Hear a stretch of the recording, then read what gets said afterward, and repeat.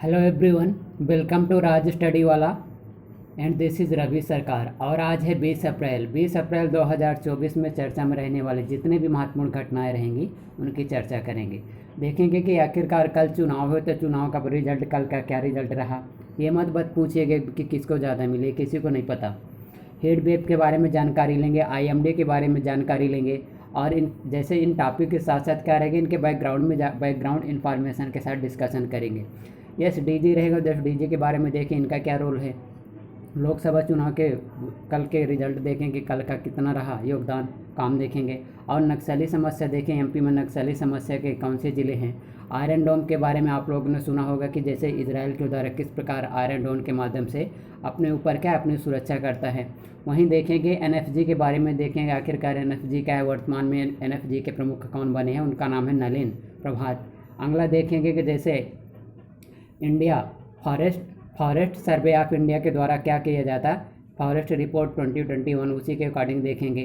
और अगला आप लोग जब देखें जिसका नाम है उसको, इसके बारे में जो जानकारी लेंगे जिसको बोला जाता है एफडीआई के बारे में जानकारी लेंगे। एफडीआई के साथ साथ और किसकी जानकारी लेंगे, और जानकारी लेंगे जलवायु परिवर्तन में सुप्रीम कोर्ट के गाइडलाइन देखेंगे, आरबीआई के द्वारा कुछ मार्गदर्शन दिए गए वो भी देखेंगे।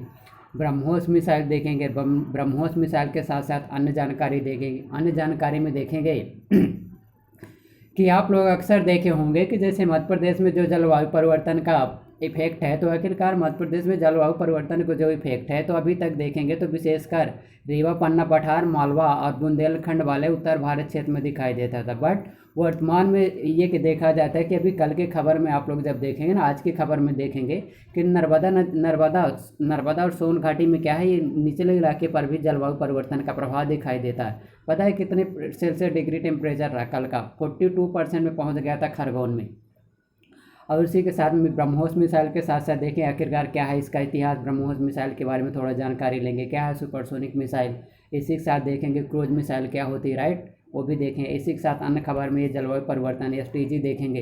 एफडीजी के साथ साथ इसमें आपको लास्ट में मिलेगी वो कैप, ये इतना ज़रूर आप लोग याद रखिएगा, राइट। तो देखें आज का कल का जो पहले चरण में रहा दोस्तों कल के चरण में जो चुनाव हुए तो उनके परिणाम के रूप में सामने आया कि ये रहा कि जब देखेंगे कि 62% टर्न आउट रहा कल के इलेक्शन का काम आखिरकार कितना रहा, राइट, इसके बारे में आप लोग देखेंगे। इसी के साथ ये भी देखेंगे आखिरकार जैसे वर्तमान में राजनीति में क्या है, आप लोग जब देखें नक्सलवादियों के धमकी दी जा रही है। जैसे मणिपुर है तो Manipur seat 72% turn out as violence mars polling. तो इसमें आप लोग जब देखें पोलिंग के दौरान क्या हो जाए, आप लोग जब देखें हिंसात्मक गतिविधियां देखने को मिली हैं। इसी के साथ जैसे जब बालाघाट मंडल में हो जाता तो वहाँ नक्सली क्या बोलते, वो नक्सली क्या करते, चुनाव जैसे इलेक्शन करवाने वाले जितने भी कर्मचारी रहते उनको क्या बोलते, धमकी देते हैं।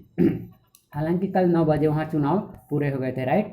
तो इसको और अगला जब है इसको देखेंगे आयरन डोम। अब आयरन डोम क्या होता, आयरन के बारे में तो आप लोग सुने होंगे, लोहा दूसरा हो जाएगा डोम, ये क्या होता, ये इजराइल रहता है। इजराइल के बारे में देखा जाता है कि 60 range ground to surface air defence system है, राइट। और किस कंट्री का, इजराइल का, इतना आप लोग याद रखना। ये क्या है, ये किसी भी मिसाइल को, किसी भी विरोधी यानी विदेशी या अन्य देश से आ रही मिसाइल को क्या करता, हवा में डिस्ट्रॉय कर, तोड़फोड़ कर देता, नष्ट कर देता, राइट। ये है, इसी को बोलते आयरन डोम, इतना आप लोग याद रखना। इसका उपयोग किस में किया जाता है तो क्या है, ज़मीन से हवा मार करने वाली एयर डिफेंस मिसाइल, और बता ही दिया आपको। इसमें क्या करता, रॉकेट का उपयोग किया जाता, तोपखाने, मोटर जैसे रहेगा, मोटर के साथ साथ इसमें विमान, हेलीकॉप्टर, यूबीए को बोला जाता मानव रहित अनमैन एरियल व्हीकल, आप लोग इसका फुल फॉर्म याद रखिएगा। और चलते हैं ये इमेज है उसी की दिखाई गई, तो किस प्रकार ये डोम, आयरन डोम काम करता। एमपीपीएससी के प्री, मेंस और इंटरव्यू तीनों में काम करेगा। और अगला देखेंगे कि इंडिया के इंटरनल सिक्योरिटी से जुड़ा हुआ ये है जिसको बोला जाता है एनएफजी के बारे में आप लोग जब देखेंगे इसका फुल फॉर्म होता है national security guard. National security guard के बारे में अक्सर आपने सुना होगा कि जैसे इंडिया में इंटरनल सिक्योरिटी के काम करने के उद्देश्य से ऑपरेशन ब्लू स्टार के माध्यम से 1984 में इसकी स्थापना की जाती है। और स्थापना के साथ क्या काम करता, इंडिया में जितने भी रहता counter terrorism unit of India में काउंटर टेररिज्म यूनिट के रूप में काम करता, राइट। जितने भी हाईलाइट पॉइंट है इनको केवल याद रखना है, counter terrorism unit of India के रूप में काम करता, राइट। बट जो टेररिज्म जैसे चलता है तो जैसे नक्सली है तो नक्सली एक प्रकार के जब देखें, अभी जब देखेंगे अंतर आतंक विरोधी गतिविधियों के रूप में काम करता है, ये भी काम करता है। इसी के साथ एनएफजी को आप लोग याद रखिए, एनएफजी के वर्तमान में चर्चा में क्यों रहा? नलिन प्रभात रहे, आईपीएस अधिकारी हैं, तो नलिन प्रभात को किसका डायरेक्टर जनरल के रूप में अपॉइंटमेंट किया गया है? तो किनको किया गया है? नलिन प्रभात। और कल नौसेना के प्रमुख को नियुक्त किया गया था, जिनका नाम था दिनेश त्रिपाठी। वो कहाँ के थे? मध्य प्रदेश के रीवा जिले से थे। जैसे ही एनएफजी रहता है, एनएफजी को क्या बोला जाता है? ब्लैक कैट्स के रूप में जाना जाता है, राइट। तो ब्लैक कैट कैसे हो जाएगा? ठीक है, चले आगे। अब अगला देखें, ये है फॉरेस्ट के बारे में दोस्तों। फॉरेस्ट के बारे में सुप्रीम कोर्ट के द्वारा क्या गाइडलाइन दी गई है? सुप्रीम कोर्ट के द्वारा बताया गया है forest a national asset and major contribution to financial wealth. मतलब इससे ये हुआ कि फाइनेंशियल सिस्टम में जैसे फॉरेस्ट रहते थे कितना खासा भूमिका निभाते, राइट। ये आप लोग याद रखिएगा। इसी के साथ सुप्रीम कोर्ट के द्वारा और क्या किया गया? सुप्रीम कोर्ट के द्वारा जब बताया गया है, जैसे आर्टिकल नंबर 14 और आर्टिकल नंबर 21 के बारे में, जैसे जलवायु परिवर्तन के खिलाफ कार्रवाई करना, आर्टिकल नंबर 21 और 14 के क्या है? कंपोनेंट के रूप में सामने आया, राइट। ये भी याद रखिएगा। इसमें जब देखेंगे कि इसमें और सुप्रीम कोर्ट के द्वारा क्या बताया गया कि जैसे वन के साथ जैसे एनजीटी के गठन आर्टिकल नंबर किस आर्टिकल के अंडर में किया जाएगा? तो आर्टिकल नंबर 21, राइट। एनजीटी के बारे में इसका गठन कब होता है? तो गठन होता है 18 अक्टूबर 2010 को एनजीटी का कॉन्स्टिट्यूएंट किया जाता है। किसके द्वारा किया जाता? सांसद के द्वारा किया जाता। रिपोर्ट किसको करता? सांसद को करता। एनजीटी के द्वारा भी जैसे देखे होंगे जितने भी जैसे रहते हैं पर्यावरण, जैसे मथुरा रिफाइनरी रहा तो उसको बोले कि वहाँ क्या करते? पॉल्यूशन करते। गंगा नदी के आसपास इलाके वाले में जैसे रहता तो बोला प्रदूषण का काम करते, तो उसके खिलाफ क्या करता? कार्रवाई करता है एनजीटी। अब एनजीटी का स्ट्रक्चर जब देखें, एनजीटी का स्ट्रक्चर रहेगा उसमें 20 सदस्य रहते हैं और मैक्सिमम 40 सदस्य रहेंगे। एक स्पीकर रहेगा, जो स्पीकर रहेगा सुप्रीम कोर्ट का रहेगा, हाई कोर्ट का रहेगा, डिस्ट्रिक्ट कोर्ट का रहेगा। सुप्रीम कोर्ट का अगर कोई जज साहब अगर स्पीकर बनते तो उनकी जो टर्न ओवर रहे, मतलब उनका जो समय काल रहा था उसको रहता 70 साल, जबकि हाई कोर्ट का जो रहेगा उसका 67 साल रहेगा, और जबकि डिस्ट्रिक्ट कोर्ट का जो बनेगा शायद तो वो रहता 65, राइट। ये आप लोगों को याद करना पड़ेगा। अगला देखिए कि भारत सरकार पर्यावरण संरक्षण करने के लिए कौन कौन से प्रयास करते हो। देखें, भारत सरकार के द्वारा फॉरेस्ट कंजर्वेशन एक्ट 1980 में पारित किया जाता। इसको जो पारित किया जाता बाय पार्लियामेंट के द्वारा पारित किया जाता, राइट। और क्या इंश्योर करेगा? Ensure conservation of forest and their resources. Forest रहेगा तथा फॉरेस्ट से संबंधित जितने भी रिसोर्स रहेंगे, राइट। इनेक्ट बाय पार्लियामेंट के द्वारा किया जाता to into the concept of the, इसका क्या करेगा? Ongoing deforestation of the forest of India. इसका कब आप लोग जब फोर्स में कब लाया गया था? 25 अक्टूबर 1980 को। फिर इसके बाद ये रहता है कि 1986 में भारतीय पर्यावरण संरक्षण अधिनियम पारित किया जाता 1986 में। यह क्यों पारित किया जाता? जितने भी एक्ट इंडिया में बने, कहीं भी बनते, उसके पीछे कोई ना कोई कारण रहता। तो कौन सा कारण रहता?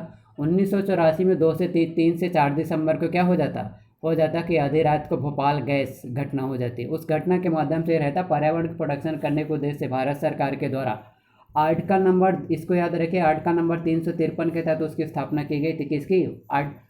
भारतीय पर्यावरण संरक्षण अधिनियम 1986 की स्थापना कब की गई थी? 1986 में जब की गई थी, 1986 में। लेकिन किस आर्टिकल के तहत पार्लियामेंट के द्वारा किया गया था? Article number 253। कौन सा? 253। ये पूछा जा चुका, राइट। इसको याद रखिए। 253 में क्या है? अंतर्राष्ट्रीय संबंधी संधि समझौते वार्ता करने, ये तो जो भी नियम कानून बनाए जाते हैं तो सांसद के द्वारा बनाए जाते हैं। अब अगला देखें कि आखिरकार इसी के साथ जैसे भारतीय पर्यावरण संरक्षण अधिनियम 1986 बन जाता, उसके अंडर में एक संगठन की स्थापना की थी जिसको बोला जाता forest survey of India. Forest survey of India की स्थापना कब हो जाती है दोस्त? इसकी स्थापना होती है 1987 में। जिस साल से इसकी स्थापना हो जाती है, इस्टाब्लिश ईयर्स के साथ ही क्या करता? प्रत्येक 2 वर्ष में क्या करता? भारतीय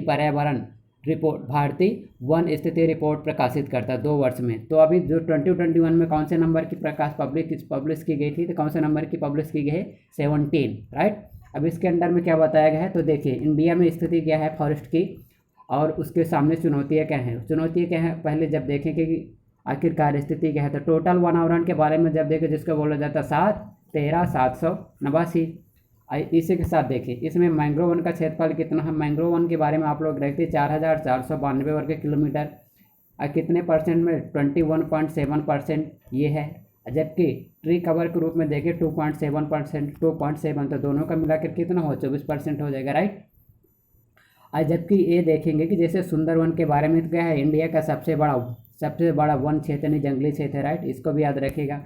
और सुंदरवन के बारे में जैसे जिसको बोला जाता है मैंग्रोव वन, तो मैंग्रोव वन के बारे में आप लोगों को याद करना पड़ेगा कि वर्ल्ड में मैंग्रोव वन की सर्वाधिक प्रधानता कहाँ है, तो इंडोनेशिया में रहेगी। कहाँ है, इंडोनेशिया के बाद आप लोग जब देखेंगे जिसमें रहेगा इंडोनेशिया और इंडिया में रहेगा, राइट। अगला देखें, अगला आर्टिकल के बारे में जब बताया गया है कि India deliver first batch of BrahMos supersonic missile to Philippines. तो इसमें क्या है, इंडिया की अंतर्राष्ट्रीय इंटरनेशनल इमेज क्या हो जाएगी, बेहतर होगी। क्यों होगी, तो इसलिए हो जाएगी जैसे यहाँ पास फिलीपींस हो जाएगा साउथ चीन सागर के पास, और यहाँ पास हो जाएगा चीन। तो जैसे इंडिया यहाँ से इसको मिसाइल देगा तो किसके खिलाफ एक्शन लेगा, कार्रवाई करेगा, चीन के खिलाफ। तो इंडिया के लिए आखिरकार प्रॉफिट में रहा ना, इंडिया के पक्ष में रहा कि एक तो क्या रहेगा फिलीपींस से, एक तो यहाँ से सहयोग लुक एक पॉलिसी 2014 में मोदी जी लागू क्या करते अपनाते। तो इंडिया में क्या हो जाएगा, फिलीपींस के साथ एक तो संबंध अच्छे हो जाएंगे। दूसरी बात यह है कि जैसे यहाँ रहता आसियान, किसको बोलते हैं, आसियान के साथ संबंध बेहतर होगी, क्योंकि फिलीपींस जो है आसियान के एक मेंबर है। आसियान की स्थापना कब हुई, तो 1967 में हुई थी आसियान की स्थापना। इसके मेंबर के बारे में जब देखेंगे, जो संस्थापक मेंबर थे, तो संस्थापक मेंबर में थे जैसे फिलीपींस, इंडोनेशिया, मलेशिया, सिंगापुर और थाईलैंड। और जो इसका लास्ट मेंबर के बारे में उसका नाम याद रखिए, कम्बोडिया, म्यांमार, वियतनाम, लाओस, ये इसके क्या है, मेंबर हैं। और ब्रुनेई भी इसके 10 से 10 है, राइट। इतना आप लोगों को याद करना पड़ेगा। इसी के साथ साथ क्या किया जाता है कि इंडिया फ्री ट्रेड एग्रीमेंट फटा, जिसको बोला जाता फटाफट नहीं फटा, जिसको बोला जाता फ्री ट्रेड एग्रीमेंट। तो इसके माध्यम से क्या किया जाएगा, अब मान इसका उपयोगिता कहाँ है, आप लोग जब देखेंगे ना कि जैसे यूजीसी नेट दे, एमपी सेट का पेपर दे, एमपी वर्ग 1 का पेपर दे, एमपी पीएससी दे, यूपीएससी दे, हर जगह इस तरह के करंट अफेयर से संबंधित चर्चित मुद्दे पूछे जाते हैं, राइट। अभी जैसे एमपी सेट का पेपर होगा, एमपी सेट के पेपर देने के प्री में तो मेंस में पूछेगा, मेंस के साथ इंटरव्यू में पूछेगा जो पॉलिटी से संबंधित रहेगी। आप लोग इसको देखते चले, यह पर्यावरण, ये क्या IR से, इंडिया में क्या IR से संबंधित है, राइट, इसको याद रखिएगा। अब ब्रह्मोस मिसाइल के बारे में क्या, ब्रह्मोस मिसाइल के बारे में याद रखिएगा क्या है, एक जॉइंट वेंचर है, किन कंट्री का, एशिया और रूस के साथ क्या एक प्रकार का जॉइंट वेंचर है, राइट। इसका निर्माण की जो संधि रही तो 1992 के आसपास शुरू हो जाती, और 2014 में आप लोग जब देखेंगे इसकी जो मारक क्षमता 290 किलोमीटर, बट मुझे लगता है कि इसकी जो मारक क्षमता प्रति किलोमीटर 290 किलोमीटर प्रति आवर है, प्रति घंटा के बारे में जब देखेंगे तो शायद बढ़ा दी गई। तो इतना आप लोगों को याद करना पड़ेगा। इसका नाम ब्रह्मोस क्यों रखा, देखिए, एक तो भारत शामिल रहता और रूस शामिल रहता। तो भारत की जो नदी का नाम है ब्रह्मपुत्रा, और रूस की नदी का नाम है क्या नाम था, मॉस्कोवा। इसीलिए दो नदियों के नाम के आधार पर नाम रखा गया इसका ब्रह्मोस। अब ब्रह्मोस एक प्रकार के क्या सुपरसोनिक क्रूज मिसाइल है। क्रूज मिसाइल क्या होती, ऐसी मिसाइल होती कि जो अपने निशाने पर जाके वार करती, उसी को बोलते हैं क्रूज मिसाइल, राइट।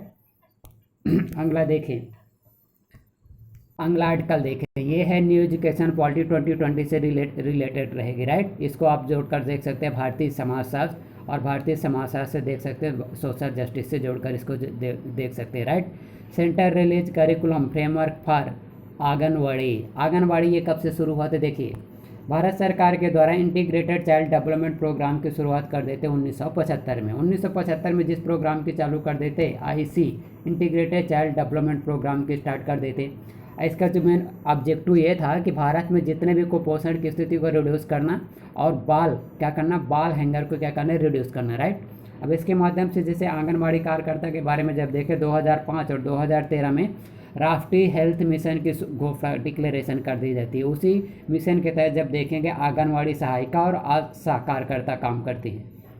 अब कल जो इसमें जो डिक्लेरेशन की गई कि करिकुलम के बारे में इतना आप लोग याद रखें, जो आंगनबाड़ी कार्यक्रम है तो क्या है, एक प्रकार के सेंटर स्पॉन्सर स्कीम है, राइट। आंगनबाड़ी कार्यक्रम, इसमें केंद्र और राज्य दोनों मिलकर काम करते।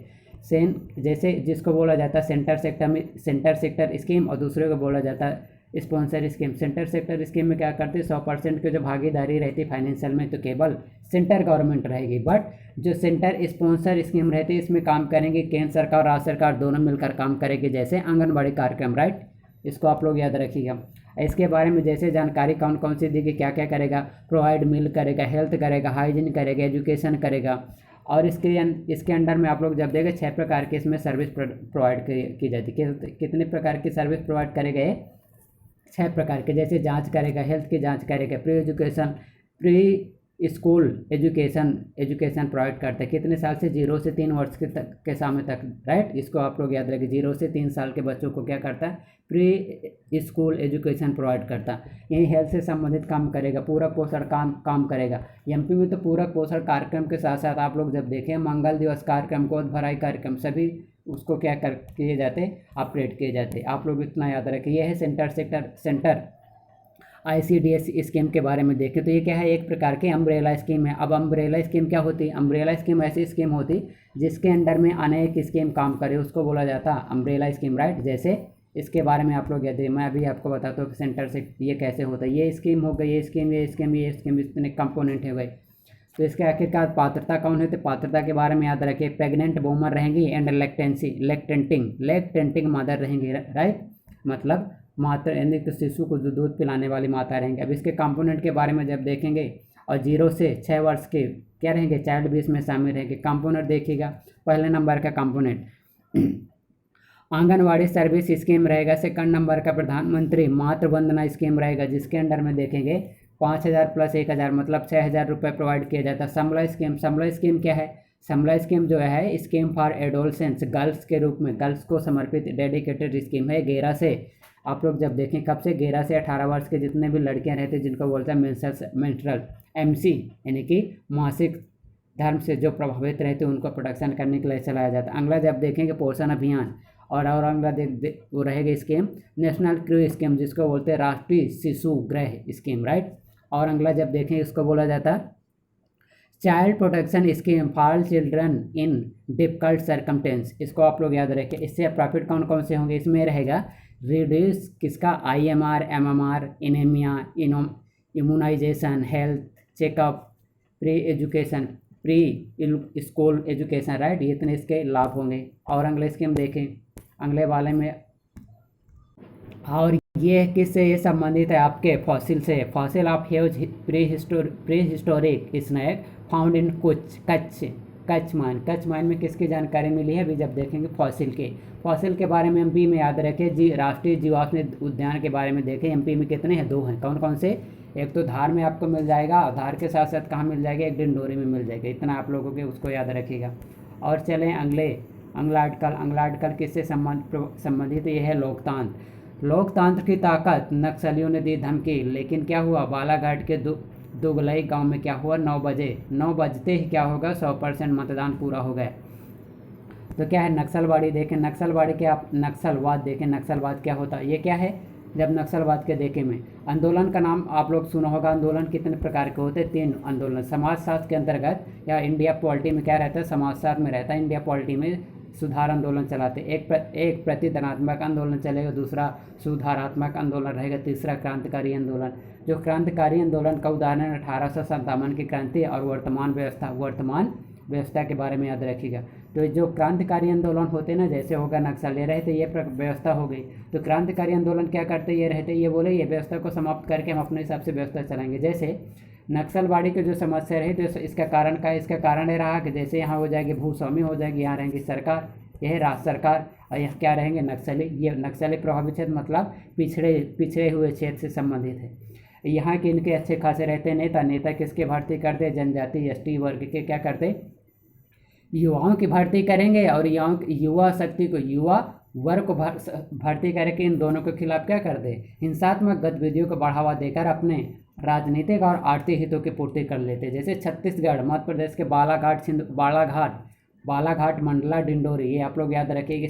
इसके क्या है? कारण है, और इसकी विशेषता क्या है? वर्तमान में परिस्थिति क्या है? ये सब आप लोगों को याद करना पड़ेगा, क्योंकि MPPSC के मेंस में दे रखा है, राइट। वो तो उसको देख लीजिएगा एक बार। ये है मध्य प्रदेश में 2019 से 2024 में जो चुनाव हुए, तो 7.5% वोटिंग रहा। वोटिंग राइट का मतदान करने वाले मतदाता क्या हुए? पीछे हटे।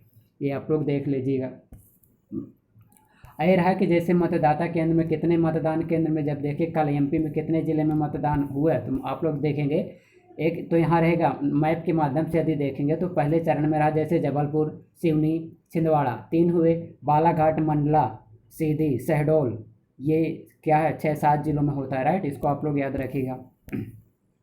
अगला देखिए कॉन्स्टिट्यूशनल बॉडीज इन एमपी, तो इसको याद रखिएगा कि क्या है, मध्य प्रदेश में संवैधानिक संगठन।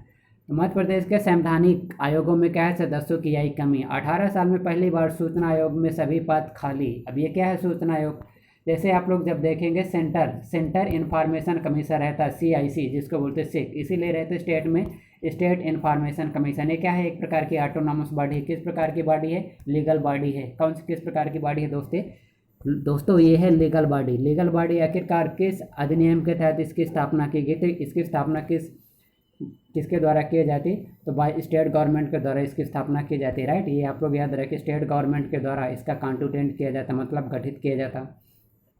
किस एक्ट के माध्यम से किया जाता, government entity under the right to information act 2005 के तहत गठित किया गया था। अब राइट टू इन्फॉर्मेशन कब आया, आप लोग जब देखेंगे भारत में क्या चलते उनको बोला जाता है सिविल सोसाइटी। सिविल सोसाइटी के प्रभाव के माध्यम से, योगदान के माध्यम से राइट टू इन्फॉर्मेशन आया।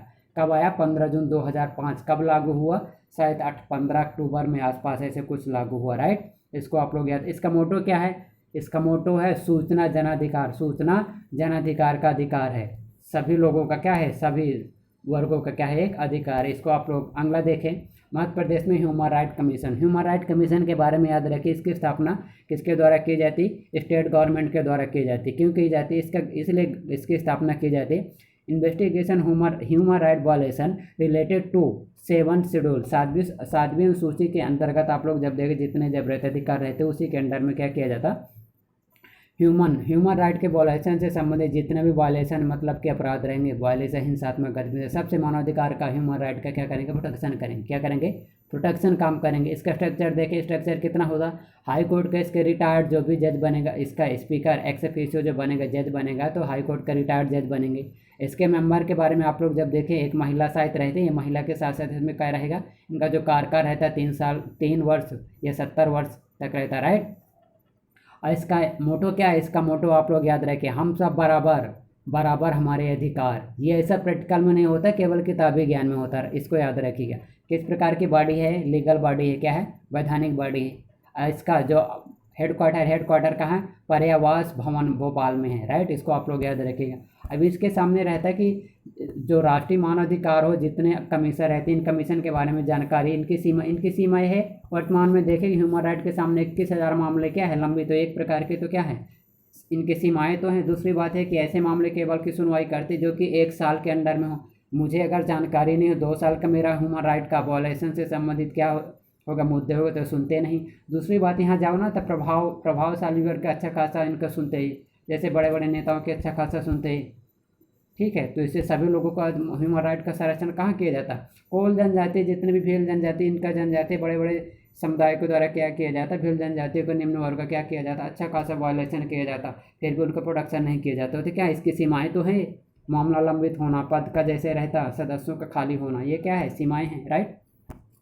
संबंधित है दोस्त, ये संबंधित है कि मुनगे की पत्ती से बना किया जाएगा इलाज, किसका किया जाएगा, कैंसर क्या होता, कोशिकाओं का अनकंट्रोल डिवीजन होना ही क्या कहलाता है, कैंसर कहलाता है। क्या कहलाता है दोस्त, कैंसर कहलाता है। कोशिकाओं का अनियंत्रित विभाजन ही क्या कहलाता है, कैंसर कहलाता है। कैंसर के बारे में जब विशेषकर याद रखिएगा, एक ह्यूमन पैपिलोमा वायरस ऐसे कुछ होता है, इसको आप लोग, ये पुरुषों में होता है, पुरुषों में आप लोग जब देखें जननांग में होता है, विशेषकर पुरुष के द्वारा।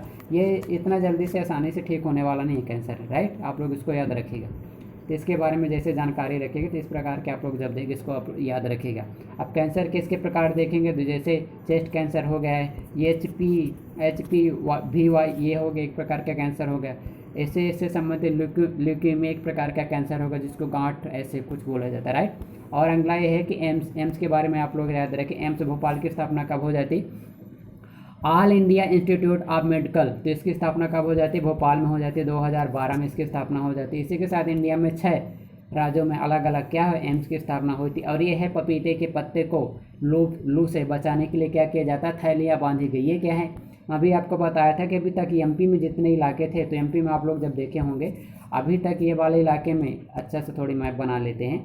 एमपी के जैसे ये वाला एरिया होगा, तो अभी तक जब देखे होंगे आप लोग, तो अभी तक जलवायु परिवर्तन के जो प्रभाव रहा है, जलवायु परिवर्तन के प्रभाव के बारे में आप लोग जब देखें, अभी तक जलवायु परिवर्तन के प्रभाव ये जैसे रहा रीवा पन्ना पठार में, उत्तर मध्य प्रदेश में और पश्चिमी, लेकिन वर्तमान में देखा जाता है कि नर्मदा सोन घाटी में भी जलवायु परिवर्तन के अच्छे खासे क्या है इफेक्ट देखने को मिलते हैं। जैसे आप लोग जब देखें ये कसरावत खरगोन में है, तो कसरावत एक तहसील है, इस तहसील के अंदर क्या देखेगा कि कल का टेम्परेचर आप लोग जब देखें कितने परसेंट रहा, 42% दोस्त इसका टेम्परेचर बढ़ गया, राइट। कितने परसेंट, 42% टेम्परेचर बढ़ गया। तो जो है कि स्थानीय किसान है, तो किसानों के सामने क्या एक प्रकार की प्रॉब्लम है। तो जब आता ना कि भारतीय किसानों के सामने समस्या मुद्दे, तो ये भी आ जाएगा, जलवायु परिवर्तन से संबंधित ये मुद्दे हैं, तो इसको आप लोग याद रखिएगा। अब जैसे जलवायु परिवर्तन के आप लोग जब याद रखें, जलवायु परिवर्तन के बारे में आगे अगला आर्टिकल है उसको देखेंगे। और ये है इंडिया रिलीजियस, क्या है, religious place in MP. Religious place in MP के बारे में आप लोग याद है, जिसको बोला जाता है महालोक कॉरिडोर के बारे में। तो श्रद्धालु क्या करेंगे, आप यहाँ क्या करेंगे, क्यूआर कोड को क्या करके, उसमें क्यूआर कोड के माध्यम से क्या कर लेंगे, आप सुना उनको नेशनल एम्ब्लेम, नेशनल एम्ब्लेम के बारे में याद रखें, जिसको बोला जाता है राष्ट्रीय प्रतीक। राष्ट्रीय प्रतीक के बारे में जैसे इंडिया का क्या है, अशोक का, जिसको बोला जाता है अशोक, राष्ट्रीय अशोक चक्र। अशोक चक्र के बारे में याद रखिए, इसके जो 4 पशु के बारे में जो जानकारी दी गई थी, इस प्रकार के पशु, पूर्व में रहेगा बैल, पश्चिम में रहेगा क्या रहेगा, पश्चिम के बारे में आप लोग जब देखें यहाँ रहेगा घोड़ा, उत्तर में रहेगा शेर, दक्षिण में रहेगा हाथी। तो सही है, पूर्व में जैसे बैल, यहाँ हाथी, यहाँ तो इससे रहेगा यहाँ शेर, यहाँ हाथी और यहाँ हो जाएगा घोड़ा, इस प्रकार याद रखिएगा। और इसका जो मुंडक उपनिषद लिया गया, तो किससे लिया गया है, इसका मुंडक उपनिषद आप लोग जब देखेंगे कि सत्यमेव जयते किससे लिया गया, तो सत्यमेव जयते के बारे में आप लोग जब देखें वो लिया गया है मुंडको उपनिषद से लिए गए, राइट। इसको आप लोग जरूर याद रखिएगा। ये दोस्तों सत्यमेव जयते के बारे में इसको आप लोग याद रखिएगा। ट्रू एलान ट्रिम इंस्क्राइब बिलो, मतलब कि सत्य की हमेशा विजय होती है, राइट। इसको देवनागरी के बारे में याद रखिए, कौन सी लिपि है, स्क्रिप्ट है देवनागरी, राइट। ये वाला देखो जिसको बोला जाता है स्तूप। स्तूप के बारे में क्या है, स्तूप कुल मिलाकर जैसे मैं मर जाऊँ तो मेरे मरने के बाद मेरी जो राख रहेगी उसका क्या बना दिए, राख का सुरक्षा करके उसके ऊपर ढेर बना दिए, जो उसको बोला जाता है स्तूप। इस प्रकार के स्तूप बनेगा। यहाँ आप लोग जब जिसको बोला जाता है प्रदक्षिणा पथ, प्रदक्षिणा पथ के साथ यहाँ बन जाएगा रेलिंग, यानी कि प्रवेश द्वार, जिसको बोला जाता है आप लोग जब देख प्रवेश द्वार क्या रहेंगे, चित्रकला इसमें की जाती। यहीं से दूसरे प्रकार का रेलिंग बना दिया जाएगा, यहाँ से इस प्रकार बनेंगे, जिसको बोला जाता है हर्मिक, हर्मिक के जब इसको बोला जाता है अष्टी, अष्टी के बाद यहाँ हो जाएगा कलश। तो मानव के जैसे जितने भी जब पशु जैसे मानव जैसे ये कहाँ, ये सांची के स्तूप है। सांची के स्तूप के बारे में आप लोग याद रखिएगा। इसकी खोज कब की गई थी, इसकी खोज की गई थी शायद सांची के स्तूप की विष्णुधर वकाड़कर जी के द्वारा की गई थी, राइट। और नहीं सॉरी, इसकी जो खोज की गई थी आप लोग जब देखे सांची की स्तूप टेलर जी के द्वारा की गई थी। कब की गई थी, शायद की गई थी विष्णुधर वकाड़कर जो भी हो, इसकी खोज की गई, क्योंकि इसी के साथ वो भी तो है भीमबेटका की गुफाएं रहे। भीमबेटका की गुफाओं की खोज की गई थी विष्णुधर वकाड़कर, लेकिन इसकी 1818 में खोज की गई थी। किसकी, इसकी खोज की गई थी सांची स्तूप की। तो सांची स्तूप क्या एक सांची के पहाड़ी पर रायसेन में है। यहाँ क्या धार्मिक अब इसका क्वेश्चन पूछा जाए एमपीपीएससी के मेंस में, क्यों प्रसिद्ध है, क्यों प्रसिद्ध है, एक धार्मिक केंद्र है, एक पर्यटन केंद्र है। 2012 में क्या है, अंतर्राष्ट्रीय बौद्ध विश्वविद्यालय की स्थापना शायद 2012 में हो चुकी है, राइट। और क्या बौद्ध धर्म का क्या है, बौद्ध धर्म का केंद्र है। बौद्ध धर्म का केंद्र के साथ धार्मिक धर्मनिरपेक्षता का क्या है, संकेत देता। बौद्ध धर्म में समानता का प्रतीक के रूप में चित्रकला प्रसिद्ध है। क्या है, चित्रकला प्रसिद्ध है, चित्रकला। और चित्रकला के साथ साथ आप लोग जब देखें, अब ये है एफडीआई, एफडीआई को रेगुलेट करने वाले आखिरकार इंडिया में कौन कौन से कानून है, तो ये देखिए कंपनी एक्ट हो गया, सेबी के द्वारा हो गया, फेमा एक्ट 1999, बट लागू कब होता, 2003। अगला जब देखें जिसको बोला जाता foreign trade development and regulation act 1992 का। अगला जब देखें सीपीसी रहता 1908 का। इंडियन कॉन्ट्रैक्ट एक्ट 1872 के माध्यम से ये देखेंगे। आर्बिट्रेशन एंड कॉन्सिलेशन एक्ट 1996 के माध्यम से। कंपटीशन एक्ट एमपीपीएससी के पेपर नंबर 2 में दिया गया, पॉलिटी में है कंपटीशन एक्ट 2002 का। इनकम टैक्स एक्ट 1961 का होगा। फॉरेन डायरेक्ट इन्वेस्टमेंट ये क्या होगा, पॉलिसी। इसको आप लोग याद रखें, एमपीपीएससी प्री में है इकोनॉमिक्स में, राइट। अगला आर्टिकल देखें दोस्तों, आज का सबसे महत्वपूर्ण आर्टिकल में किस प्रकार का माइंड मैपिंग के रूप में बनाया गया है, जिसको बोला जाता है फंडामेंटल राइट। ये देखिए, ये क्या है, पार्ट ऑफ कॉन्स्टिट्यूशन। कॉन्स्टिट्यूशन के बारे में आप लोग रहते थे, पार्ट नंबर 3 में दिए गए हैं फंडामेंटल राइट, पार्ट नंबर 4 में दिया डीपीएसपी, और पार्ट नंबर 4 के ए में दिया गया है फंडामेंटल ड्यूटी। तो फंडामेंटल राइट के बारे में जब दिया गया है, आर्टिकल नंबर कहाँ से कहाँ तक है, तो आर्टिकल नंबर 12 से 35 तक है। इसके बारे में क्या बोला जाता है, मैग्ना कार्टा ऑफ इंडिया बोला जाता। और आगे देखिए आर्टिकल नंबर जो 20 रहते हैं तो can be suspend during emergency except. तो आप लोग जब देखेंगे ड्यूरिंग इमरजेंसी के अलावा इनको कभी भी क्या है, कभी किसी भी परिस्थिति में इसको सस्पेंड नहीं किया जा सकता। कुछ आर्टिकल इंडियन कॉन्स्टिट्यूशन में आर्टिकल कुछ ऐसे भी शामिल हैं जिन आर्टिकल के माध्यम से जब देखेंगे कि केवल भारतीयों के केवल अधिकार प्राप्त है, जैसे आर्टिकल नंबर 15, 16, 19, 29, 30, इसको आप लोग याद रखिए, राइट। अब अगला देखें, राइट टू इक्वालिटी के बारे में जो इन्फॉर्मेशन दी गई आर्टिकल नंबर 14 से 18 तक, राइट, इसको आप लोग याद रखिएगा। तो equality before law and equality protection of law, इस दोनों हैं। अगला आर्टिकल जब देखेंगे राइट टू फ्रीडम के बारे में याद रखिए 6 प्रकार की राइट जैसे दिए गए, तो इसको आप लोग जरूर देखिए कहाँ 6 प्रकार की राइट है। तो ये कौन कौन सी हैं? स्पीच हो जाएगा, स्पीच हो जाएगा, एक्सप्रेशन हो जाएगा, असेंबली, एसोसिएशन, मूवमेंट, रेजिडेंस के साथ प्रोफेशन, व्यवसाय करने का अधिकार। अब आर्टिकल नंबर जैसे इसमें दिया गया है राइट टू एक्सप्लॉयटेशन, किसके खिलाफ? अगेंस्ट टू एक्सप्लॉयटेशन, जैसे आप लोग जब अहिंसात्मक गतिविधियों जिसको बोला जाता है आर्टिकल नंबर 23 और 24, prohibition of traffic in human being and force labour. तो इसमें क्या है, जबरदस्ती किसी भी व्यक्ति से काम नहीं कराया जा सकता, राइट। और अगला आर्टिकल देखेंगे राइट टू रिलीजियस, क्या है? Right to freedom of religious. तो कहाँ दिया गया? तो आप लोग जब देखें आर्टिकल नंबर 25 से 28 तक, इसको जरूर गौर करके देखिएगा। क्या भारतीय संविधान में लिखा है? भारतीय संविधान के आर्टिकल नंबर 25 और 26 में भारतीय संविधान को यानी कि भारत को धर्मनिरपेक्ष यानी कि सेकुलर राज स्टेट के रूप में घोषित किया गया। ये याद रखना, इंटरव्यू में पूछा जा चुका है। एमपी सेट यूजीसी नेट जो भी पेपर हो सब में पूछे जाएंगे, राइट, इसको आप लोग याद रखिएगा। अगला जब देखिए आर्टिकल नंबर 29 और 13 में क्या दिया गया है? कल्चर एंड एजुकेशनल राइट के बारे में प्रोटेक्शन किया, जैसे protection of interest of minority के बारे में को अधिकार दिए गए। अगला आर्टिकल जब देखें जिसको बोला जाता है, क्या बोला जाएगा? जिसको बोला जाता है, जब इसको देखेंगे हैबियस इंक्लूड रिट पिटीशन। तो सुप्रीम कोर्ट रिट पिटीशन जो जारी की जाती है मूल अधिकारों को प्रोटेक्शन करने के लिए, जिसको बोला जाता है habeas corpus, mandamus, prohibition, certiorari, quo warranto, right. और जबकि हाईकोर्ट किस आर्टिकल के माध्यम से करता है? Article number 226। अब अगला देखिए क्लाइमेट चेंज से संबंधित आखिरकार कौन कौन से प्रभाव होंगे। ये रहे वल्नरेबल के बारे में, ये है एक्सपोजर, आप लोग जब देखें पॉल्यूशन के बारे में देखें, ह्यूमन हेल्थ के बारे में, बीमारी में, आपदा के बारे में, पशु पक्षियों के बारे में, जीव जंतु के बारे में, प्रदूषण के बारे में, ये है। अब अगला देखिए ये क्या है सबसे महत्वपूर्ण, जब भी ये आर्टिकल आए क्लाइमेट चेंज से, तो इसमें आरबीआई के द्वारा क्या बोला गया है? आरबीआई के द्वारा कुछ गाइडलाइन प्रोवाइड किए गए हैं कि यदि जलवायु परिवर्तन के माध्यम से इंडिया के जीडीपी का 2.8% क्या करना पड़ेगा? हानि उठाना पड़ेगा। किसको? भारत के जीडीपी को। जलवायु परिवर्तन का इतना खतरनाक इफेक्ट पड़ता है, राइट। आप लोग याद है जैसे वर्तमान में देखा जाए तो जैसे बड़ी बड़ी बीमारियां होने लगी, क्या है? जलवायु परिवर्तन का इफेक्ट तो है वो। कोरोना एक प्रकार के जलवायु परिवर्तन का इफेक्ट है, कैंसर हो गया, जितने भी बड़ी बड़ी बीमारी हैं सब जलवायु परिवर्तन के इफेक्ट है। आपदा प्रबंधन में क्या है? वर्तमान में देखा जाए तो बारंबारता फ्रीक्वेंसी देखी जाती है आपदा प्रबंधन के। आपदा प्रबंधन तो इंडिया में जैसे उसका प्रोडक्शन करना सबसे बड़ी चुनौती के रूप में है। और जो आज के थंबनेल में था जिसको बोला जाता है SDG, सस्टेनेबल डेवलपमेंट गोल्स के बारे में आप लोग याद रखिए कब डिक्लेरेशन किए गए थे। तो संयुक्त राष्ट्र संगठन के द्वारा आप लोग जब देखें 2015 में डिक्लेरेशन इसके किए गए थे। कब तक इसका समय है? तो 2030 तक प्राप्त करना था, राइट। तो देखें 1 से 15 तक याद करेंगे। पहले में जैसे दिया गया है राइट टू, इसमें क्या? भुखमरी के बाद क्या दिया? गरीबी। क्या दिया गया है? गरीबी। और तीसरे नंबर में और क्या किया गया है? तीसरे नंबर में जब देखें जिसको बोला जाता है